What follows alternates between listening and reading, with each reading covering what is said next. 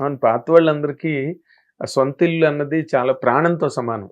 ఆ ఇల్లు కూడా ఒక మనిషి లాగానే ఫీల్ అవుతారండి వాళ్ళు. అదొక మనిషిలాగా, ఒక క్యారెక్టర్ లాగా. మనకి మనిషి మన ఇంట్లో ఫ్యామిలీ మెంబర్ మనం మిస్ అవుతున్నప్పుడు ఎంత ఫీల్ అవుతాం, ఒక ఇల్లుని మిస్ అవుతున్నప్పుడు కూడా అంత ఫీల్ అవుతాం. Correct, correct. అంటే ఇప్పుడు నిన్ను తలంటి పోసారు కదా మీ నాన్నగారు పోయినప్పుడు. ఇప్పుడు ఏమంటున్నారు అందరూ? ఇల్లు ఏమంటారు ఇప్పుడు ఎవరైనా, ఇప్పుడు వాళ్ళు ఇంటికాడ కొంచెం వాళ్ళ ఇల్లు చుట్టాలకి ఉన్నప్పుడు అతనే మళ్ళీ నన్ను తీసుకెళ్లి ఫోటోలు తీపించి అందరితోని. కొన్ని ఏళ్ళకి వాళ్ళ అబ్బాయికి కూడా అదే పిచ్చి వచ్చింది. పిచ్చి వస్తే మళ్ళీ నాకే ఫోన్ చేసి, వాళ్ళ అబ్బాయి నాకు ఫోన్ చేయకముందే బయట డబ్బులు ఇచ్చేసాడు ఫుల్ గా. దొబ్బేశారు వాళ్ళు. అది ఇది చేస్తాను ఏముంటారు కదా కొంతమంది, మిమ్మల్ని హీరోని చేస్తాను అది ఇది అని, అది ఏదో సినిమాలో తనిఖీలు బన్నీ గారు ఆ టైప్ చేశారు, వెళ్ళిపోయారు. ఆ తర్వాత ఇంటికి వెళ్ళినప్పుడల్లా ఆయన వాళ్ళ చుట్టాలు అయ్యి ఉన్నప్పుడు మాత్రం నన్ను పిలిచి ఫోటోలు తీపించడం, అది నేను ఎప్పుడు అదే రెస్పెక్ట్ తో ఉన్నా. ఆయన బేసిక్ గా అదే మనం ఇబ్బంది పడుతున్నాం అని చెప్పుకుంటూ ఉంటారు, వేరే సక్సెస్ అయితే ఓకే. ఎక్కడైనా పాపం 99% ఉండదు కదా సక్సెస్ రేటు.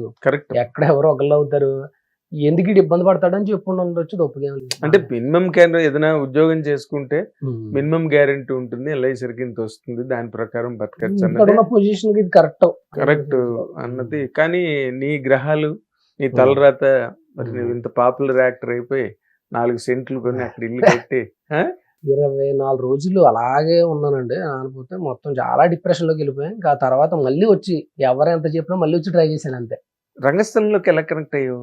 రంగస్థలం అంటే అదో పెద్ద కదండి. ఈ కోకోకోలా జాబ్ ఏదైతే ఉందో అక్కడ నైట్ జాబ్ షిఫ్ట్ అంతా చేసి మార్నింగ్ నేను సార్ దగ్గరికి వెళ్ళిపోయేవాడిని. సత్యసాయి అనేమో ఆపోజిట్ లో శివాలయం ఉంటుందండి. శివాలయం ఆపోజిట్ లో ఇటు సైడ్ సుకుమార్ గారు, ఇటు సైడ్ త్రివిక్రమ్ గారు. సుకుమార్ గారి ఇంటి దగ్గర ఒక చిన్న సిమెంట్ దెమ్మ ఒకటి ఉండేది. ఆ దెమ్మ మీద కూర్చోవటం 5-6 కాశీ విశాలాక్షి టెంపుల్ దగ్గర శ్రీనగర్ కాలనీ, అది ఎల్లారెడ్డి కూడా లెక్క వస్తుంది. దిల్ రాజు గారు పాత ఆఫీస్ అండి.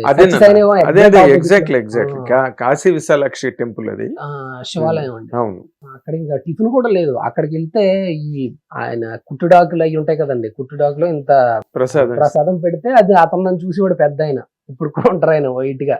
ఆయన పాపం 3 ఇచ్చేసేవారు నాకు.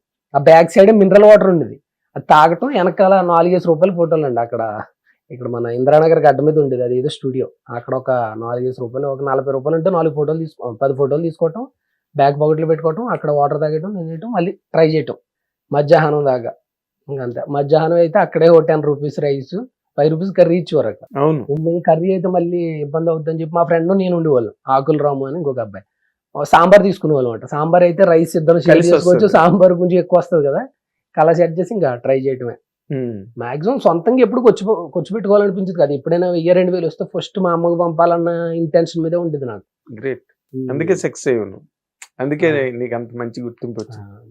ఎప్పుడు మొదలుకి నీళ్లు పోస్తుంటే మొక్క బాగా పెరుగుతుంది, అది natural law of the nature's law. అది దానికి మొక్కకి నీళ్ళు పోయలేదు అనుకో, కొమ్మలు ఎండిపోతాయి, ఇంకా పువ్వులు పూసేది లేదు, కాయలు కాసేది లేదు. అంతే. అమ్మ నాన్నలకి చేయడం అన్నది ఎలాగంటే మొక్క మొదల్లో నీళ్ళు పోయడం లేదు. అందుకనే నువ్వు బాగా పువ్వులు పూసి కాయలు కాసి పండావు. ఇప్పుడు నువ్వు రంగస్థలం గురించి చెప్తున్నావు. రంగస్థలం ఏమైందంటే అలా తిరుగుతుంటే 5-6 ఏళ్ళు నాకు కొన్ని రోజులు ఫీల్ అయ్యాను. నేను 5-6 సంవత్సరాల నుంచి తిరుగుతున్నాను. 100% లో వచ్చేసింది, నెంబర్ 1 నేను ఒక్కడిని వచ్చేసింది, నాన్నకు ప్రేమతో వచ్చింది.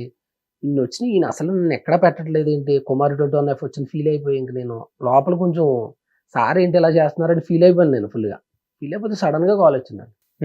సడన్ గా కాల్ వచ్చి ఇలాగా సుకుమార్ సార్ రమ్మంటున్నారని చెప్పి, మన బుచ్చబాబు అన్న ఇప్పుడు ఉప్పెన డైరెక్టర్, ఆయన ఇంకొక శ్రీనివాస్ అన్న, ఇంకొకరు అయిపోయింది పెద్ద డైరెక్టర్ పెద్ద, అదే ఆయన వాళ్ళ ముగ్గురు నన్ను ఇలాగా ఆఫీస్ కి రారా అని చెప్పి తీసుకెళ్లారు. సారు ఇలా త్రూ అవుట్ క్యారెక్టర్, చరణ్ గారు 100 days ఉంటే నువ్వు 100 days ఉంటావు, అంత పెద్ద క్యారెక్టర్ అని చెప్పారు. ఇంకా అక్కడ నుంచి ఇంకా ఆగలేదు ఇంక బండి. రాత్రి నిద్ర పెట్టి ఉండదు నీకు అసలు. మనం ఇంకా ఆ రోజు వెళ్ళిపోయి ఇంకా సార్తో పాటే కదండి మొత్తం.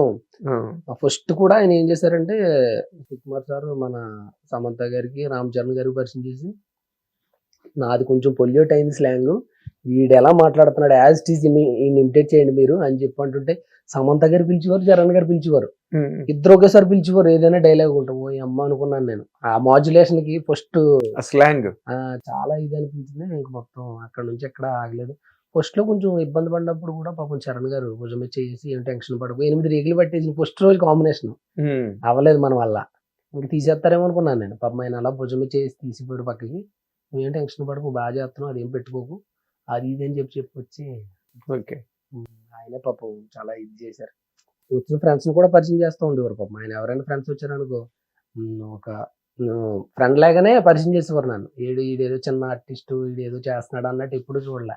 అది వాళ్ళకి అసలు వాళ్ళ బ్లడ్ లోనే లేదబ్బా అసలు. అది ఇప్పుడు 8 years అయిందండి. ఇప్పుడు మొన్న ఈ సినిమాకి వెళ్ళా పెద్దికి, నేను అన్ని ఫాలో అవుతున్నాను రా, చాలా బాగా సక్సెస్ అయ్యావు అప్పుడు మీద, చాలా హ్యాపీ నువ్వు ఇంత సక్సెస్ అవటం అని చెప్పి, నువ్వు పెద్ద యాక్టర్ అయ్యావు అప్పుడు మీద, ఇప్పుడు మంచి మంచి చేస్తున్నావు, నేను అన్ని ఫాలో అవుతున్నాను నీకు, అలా బాగా చెయ్యి అది ఇది అని చెప్పి ఒక 20 నిమిషాలు మాట్లాడారు పెద్ద షూటింగ్ లో.